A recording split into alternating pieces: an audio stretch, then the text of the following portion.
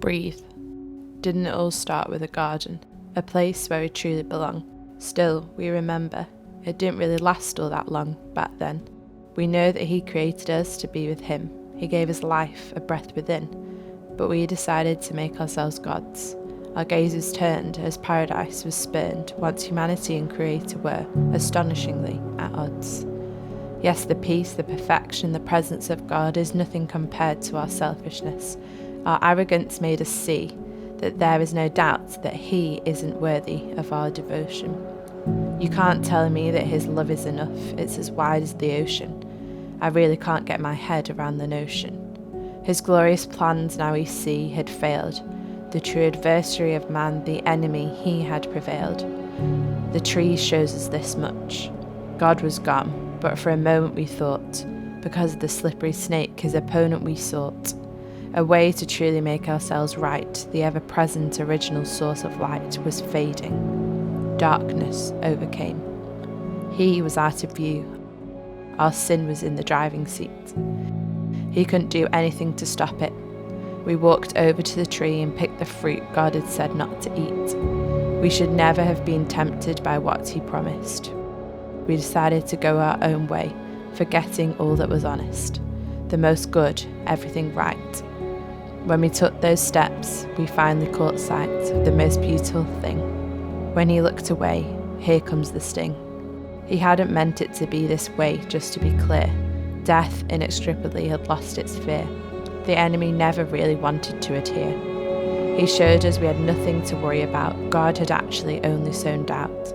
Even though he had so much to give, the conniving, calculated snake had whispered. He only wanted us to live within his guidelines, his plans. This word he gave us. A new way to be God was within our grasp.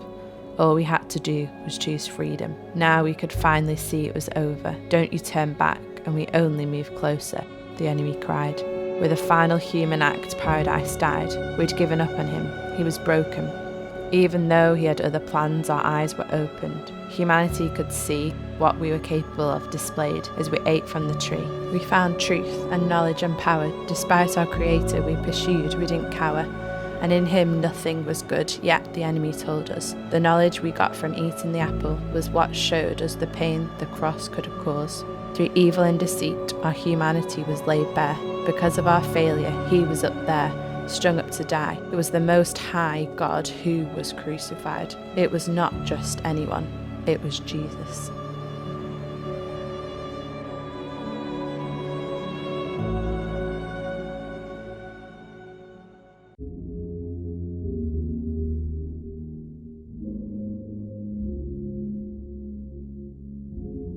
Jesus. It was not just anyone who was crucified, it was the Most High God was up there strung up to die. It was our failure. He was laid bare because of evil and deceit. Our humanity was what showed us the pain the cross could cause. Through the knowledge we got from eating the apple, the enemy told us nothing was good. Yet our Creator we pursued, we wouldn't cower, and in him found truth and knowledge and power. Despite what we were capable of displayed as we ate from the tree, we could see he had other plans. Our eyes were opened. Humanity was broken. Even though we'd given up on him, he died with a final human act. Paradise, the enemy cried, turn back! And we only moved closer. Don't you see it was over? Finally now we could choose. Freedom was within our grasp. All we had to do was be.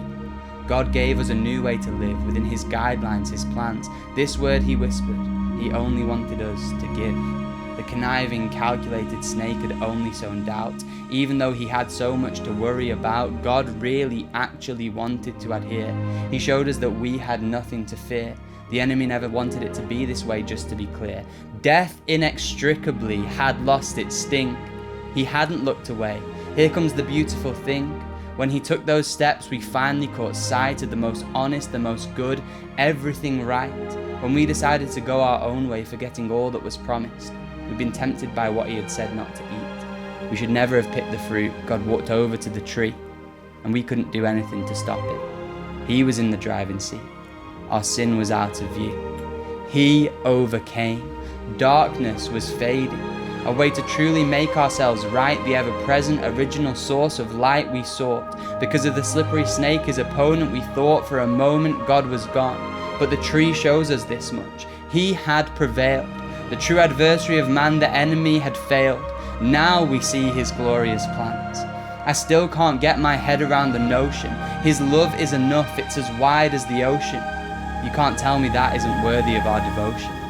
There is no doubt that he made us see that our arrogance, our selfishness, is nothing compared to the presence of God, the perfection, the peace. Yes, once humanity and our Creator were astonishingly at odds. Paradise was spurned, our gaze was turned as we decided to make ourselves gods. But he gave us life, a breath within. He created us to be with him. We know that it didn't really last all that long back then. Still, we remember. Didn't it all start with a garden? A place where we truly belong? And now we can find this place once more. As heaven met earth, Jesus opened the door to a wonderful, beautiful, bright, holy future where we dwell with him and there is no accuser.